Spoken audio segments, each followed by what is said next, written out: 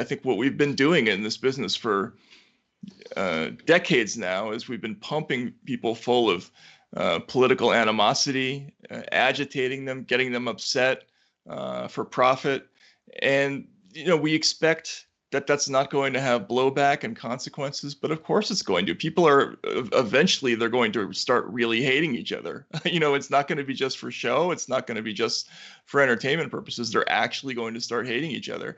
And, it's not survivable if the official posture of the major news outlets in the country is that we should hate and dislike one another. It's just not a tenable situation, especially in a country like the United States, which is heavily armed and has a very, very violent streak running through our society. I think it's been very irresponsible, but it's turned especially dark in the last couple of years. And people, we see situations like families are breaking up. People, who are lifelong friends no longer talk to one another.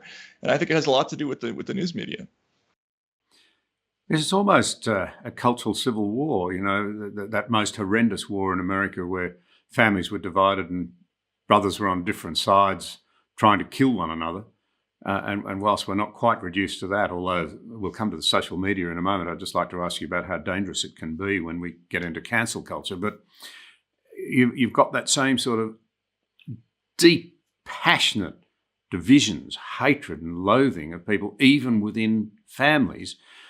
And one of our very distinguished former ambassadors to America, Kim Beazley, made the comment that here in Australia, we tend not to be able to understand America very well because we get the East Coast and the West Coast. We get Hollywood and we get New York. We don't get real America, and real America is very different.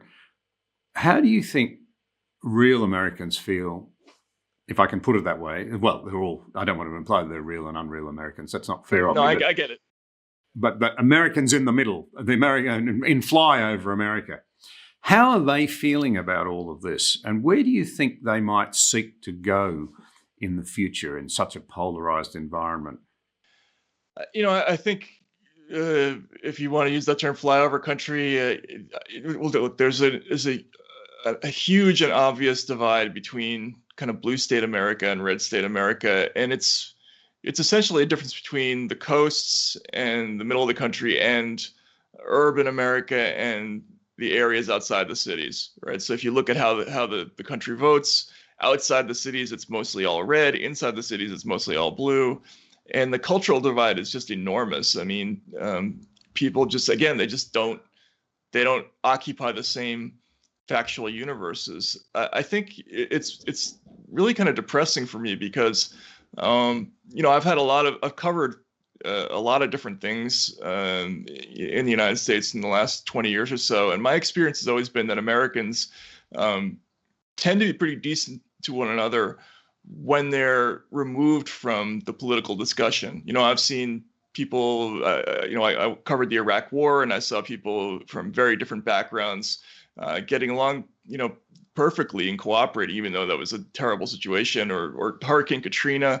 But you get them in a place where they have to start talking about politics, and it's a death battle now. People just do not have any common ground anymore. There used to be some. I think there used to be some areas where sort of upper class cosmopolitan America and kind of rural middle class America, there was some overlap, but now it's basically two different countries. And I think there's a tremendous amount of resentment out there, especially towards kind of upper class, cosmopolitan, college educated or more America. That divide is just getting bigger and bigger every day.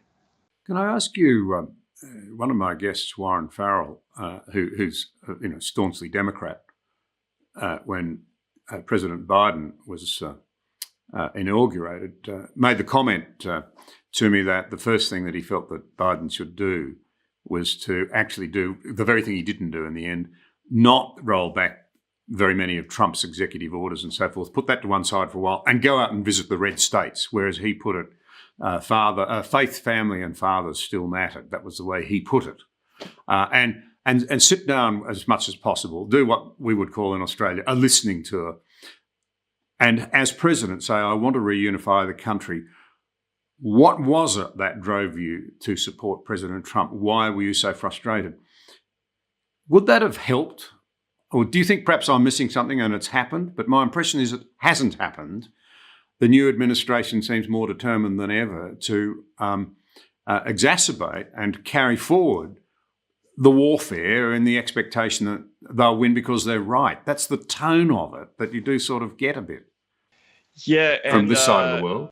I think you're right. I think that was a major factor in, for instance, why Hillary Clinton didn't win in 2016. In fact, Barack Obama even said that after Hillary lost to Trump. He said, the reason that I won was that I went to every little small town in Iowa when I campaigned, and I didn't just go to the places that I knew were going to support me. I went to the other places too, and I talked to them. And I think, Obama, there are many things that I criticized about him for when he was president, but he did do that. He made a conscious effort to at least kind of listen to what was going on in those other parts of the country. And he had tremendous amount of success in these territories that we called like the Reagan Democrat districts, the districts that had been traditionally Democratic, but they leaned towards Reagan in the 80s or Bush in the early 2000s. He did well there, I think, because he talked to them. That has not been the strategy of Democrats since 2016. There's been really no effort at all to kind of reach out and even understand what's going on in red state America. It's been sort of constant demonization of Trump, which on one level I kind of get because it animates their following, but you're basically foregoing massive amounts of votes. And I also just morally don't think it's the right thing to do. If you're leading a country, like, you have to show that you're interested in being their president too. And that's kind of what hasn't happened. Now, to be fair, Trump didn't do that whole lot of that either in the other direction, but he did court voters on the other side. He went after Bernie Sanders voters. He was very open to the idea that anybody was welcome to vote for him, which you don't even hear Democrats say. So I think you're right. I think that's a big problem, that there's this tone of we're talking to our people and that's it. Biden's aides have been openly telling journalists that we've given up trying to get votes across the aisle, that we're going to govern as we see fit from now on, just with the votes that we have, and that's how we're going to do things. I don't know that that's a good strategy.